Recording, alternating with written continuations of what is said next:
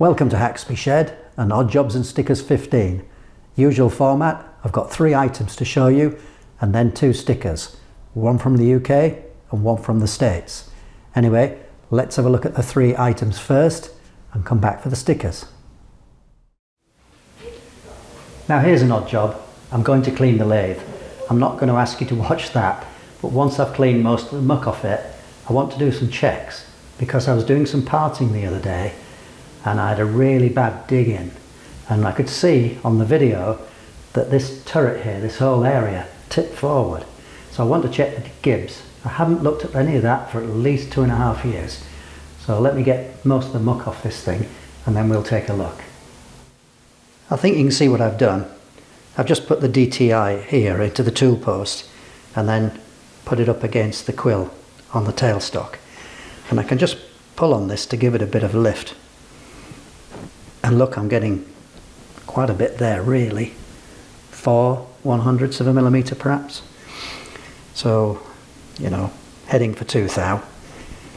So I need to check the gibs on this top slide, this compound. I've tried lifting the saddle from underneath. I'm not getting anywhere on that one. I can't see it very well. There's a little bit, but there's not much. I've got a crowbar, a pry bar underneath the saddle, the apron actually. I'm just pushing down on that, so there's very little there. And I've tried to see if I can get any lift on this cross slide. It's a bit hard to get hold of anything. It probably needs a bit of adjustment, but there's less on there. It's got a tapered gib in it at this end. So when you add it all up, there's not very much. But the big culprit does seem to be this top compound here. We'll do this cross slide first. I've already loosened off the nut, but not enough.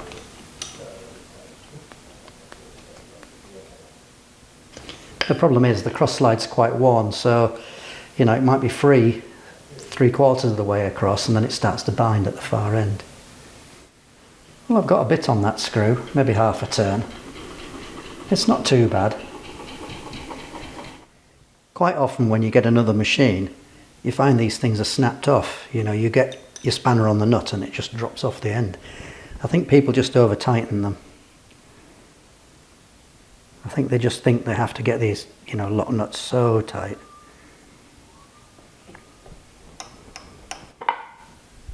There's not much on these, to be honest. It wasn't bad. Oh, this is broken. What did I just say? Look. Now I didn't do that. Here we go. Right, that's another little job to do. The new screws have arrived. I've machined the dog points on them.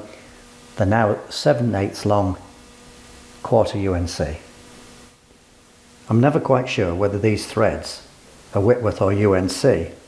I think the last time I bought some of these, I used Whitworth. This time I bought UNC.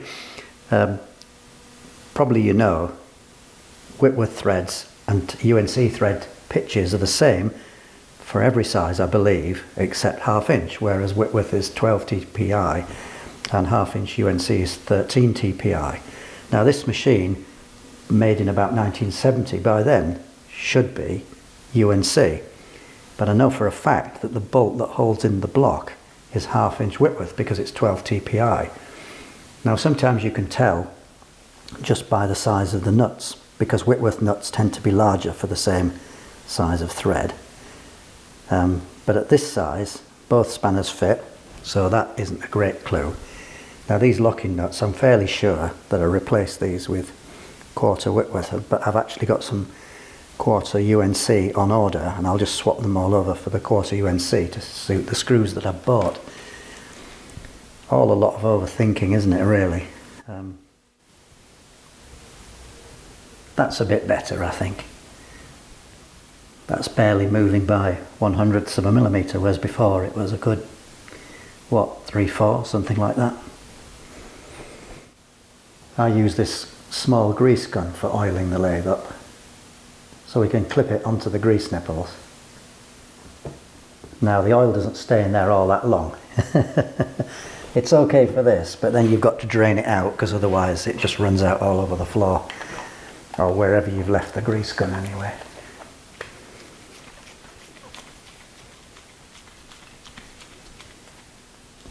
It helps if you use thick oil as well. Right.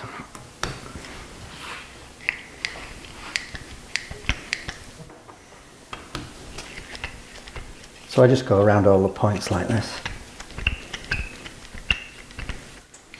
Yeah. Then you get oil dripping from your machine forever.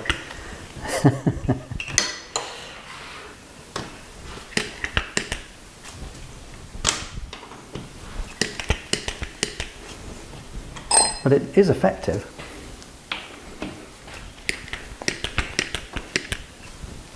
You can't get this on all of them because there's obstructions.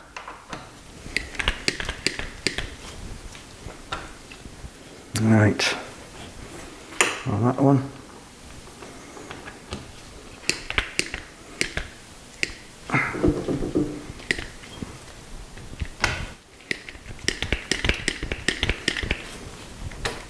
And the lead screw.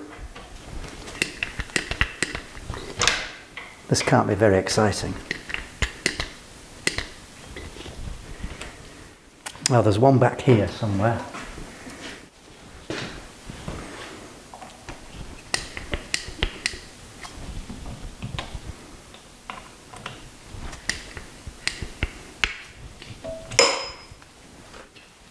There's one here on the end of this top shaft on the screw cutting gearbox, but the others I've changed, so I can just do those with an oil can.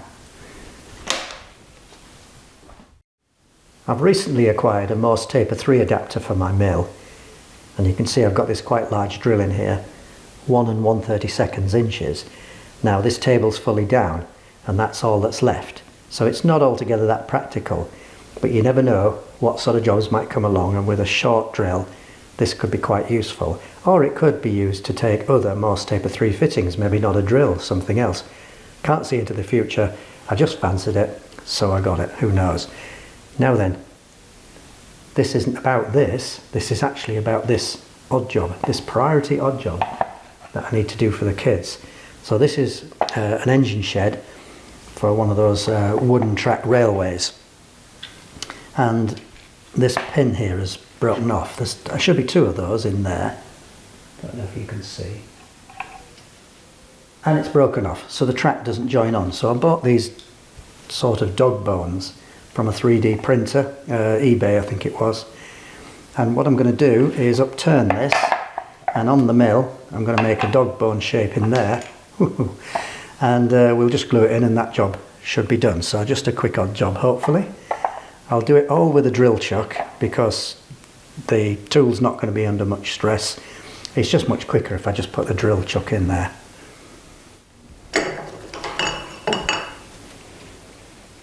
Quite a nice unit this.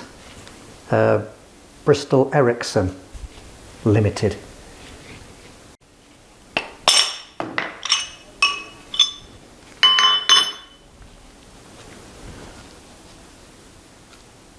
And it's quite handy that it's got this knurling here, which makes it quite easy to turn the machine, you know, when you're just turning the drill over. Most of them haven't got that. I can use a piece of track as a guide.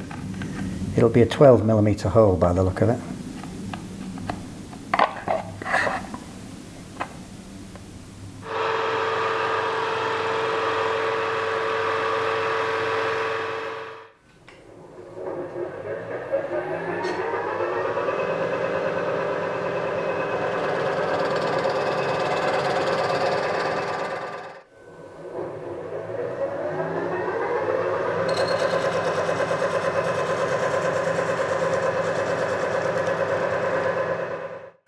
That's number 1 done.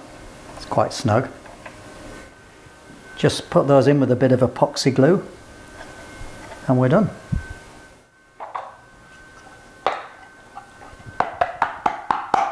That's another odd job done. Just make sure it connects. There we are.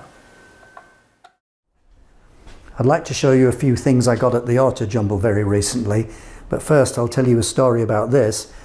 So I bought this Mercer inspection stand about 2 years ago. The guy wanted £40 for it. I liked it, but I wasn't paying that, and I nagged him down to 25, and after a lot of teeth sucking, he took the 25. It was a completely emotional purchase. It's heavy cast iron, it's nice. I don't think I've used it more than once for anything. I never intended to buy another, but looky here, okay, another Mercer inspection stand with a 90 on the end with 2 points on it there. It's probably not at 90 at the moment. I need to check how to set it. But you're thinking, well, okay, you've just said this, why have you got this? Well, I walked past a stand, there were 2 ladies selling a load of stuff, and I glanced at this, I took a bit of an interest, and she said, oh, £3, you can have it for £3. And of course I said yes. Some months ago I bought this centre, countersink, I suppose, 90 degrees, £8. And I've been looking for a good, large 60-degree centre for ages, and I found one, £8. I've already used this. It cuts really well, it's very sharp, so that's brilliant. And then I saw these 2 engineers' jacks, which are actually quite good quality. They're probably homemade, but very shabby. Anyway, £5 each. I tried to get him down below that, but he wouldn't have it. So I'm going to dip these in, what do you call it, evaporust, and see how they come up. Right, we'll get these machinist jacks into the evaporust. I've already got some evaporust ready because I've been derusting some other things, which you will see in a video in the future. Because one of the things about, there goes another ping on my phone. One of the things about making videos is you can make time go backwards. That's not quite in, is it? Nope. Well, never mind. We'll leave them in there a few hours.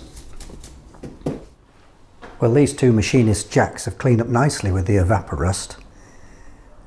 The trick is not to leave them in too long. And this has also cleaned up quite well. But this underneath here, this piece, this bracket, I really don't understand it at all. Now I've looked online, and for this particular model, it would appear this is standard. But if I take it off, look, you can see it's got a couple of machine faces here and one there. But those 2 machine faces don't go against this. There's a hole there and this threaded hole. Now this hole, I believe, is plain, but nothing locates into it. But I think this did come with this. If I turn it over, that doesn't fit in there. So maybe you know. It's as if this was not for this, but I think it did come with it. I'll just tell you what it is. Oops. It's a Mercer 108/421. Anyway, those were quite useful autojumble finds. Well, I hope you enjoyed those. The first channel up is Rusty Inventions in the UK. I'll wave this around, but you'll see it better when I put it on the door.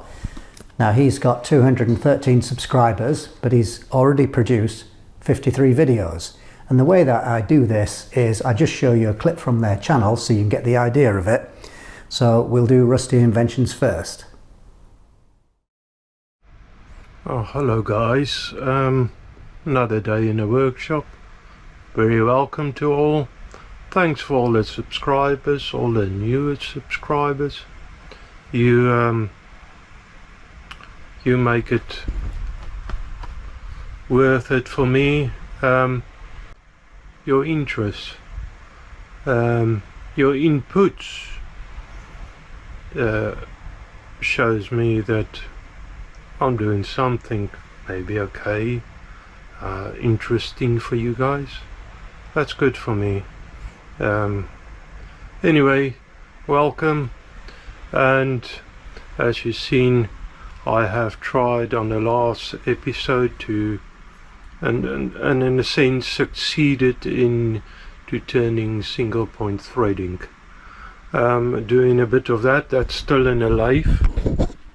I have, however, heard a horrible noise when I used the back gear for the first time. That was very concerning, and I did a bit of further investigation because I don't like that sort of sound. I have, like I've seen on videos, grind a Allen key down that would fit in. Oh, this is engaged at the moment. Not the back gear, but the clutch. There you are. There you can see the grub screw, the Allen key head bolt that you have to engage and lift it out of the way to engage the back gear. I have done it, and as I said, that was the first time. Look at the state of my hands. First time I use it. And the second channel up, you probably know already, very well known. How many subscribers? 29.6 thousand subscribers in California. Randy Richard in the shop. Now he sent me 2 stickers, large and small. I'll just have to figure out which one looks best on the door, but thanks Randy. But he also sent me an engraved, I'm going to say token, but it's what you'd put on your key ring anyway. And it says RR in the shop, okay. He sent me a pen, hot shot oven and kiln, and a scriber, which if I get a bit nearer it might focus. Will it? There we are. So it's got my name on it, Haxby Shed, Randy Richard in the shop, and there it is. So thanks Randy. No clue if that's focusing. That'll be very useful. Keep that in my pocket.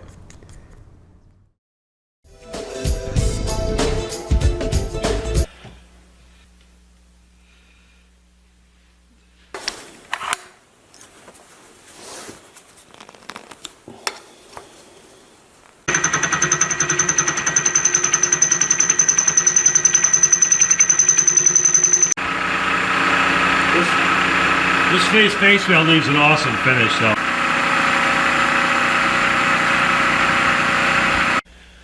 Alright, that came out just awesome.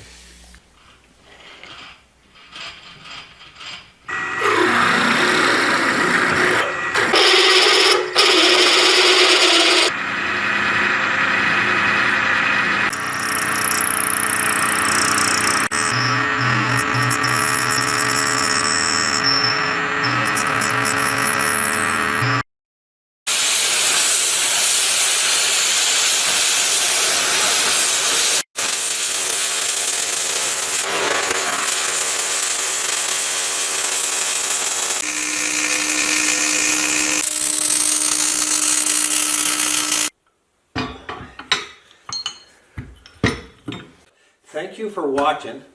Hopefully I'll be able to do a project soon and actually use this. I'm not going to do that in this video, but I do have some projects I want to blacksmith, and hopefully we'll get those going here relatively soon. It might be a month or two, but especially wait till it warms up a little bit. Anyway, thank you guys for watching. Please subscribe. Please make a comment. Things you like, things you don't like. EC Workshop, Ed Cood. Why does your sticker keep trying to get off my door? Have you been using cheap glue? It feels sticky enough, it just won't stay on. Anyway, Randy, I'm going to go for the big one. What the heck? Try and get it something like straight. And then I've got the other stickers to send to other people if they want them. If I'm sending one of mine, I can put one of your other ones in there. Okay, and then, right, some of these stickers are easy peel and some of them are alright so-and-so to get off, and I think I need a bit of time to get this one off, Rusty. That's not actually his name, you know. I do know his name, but I don't know if he says it on the channel, so we'll just leave that at Rusty. Like a lot of us do, yeah? Give me a minute to get this off. Well, Paul is my name, but I don't use my second name. No, I don't know why, I just don't. There you go, it's off. Try again. There we are.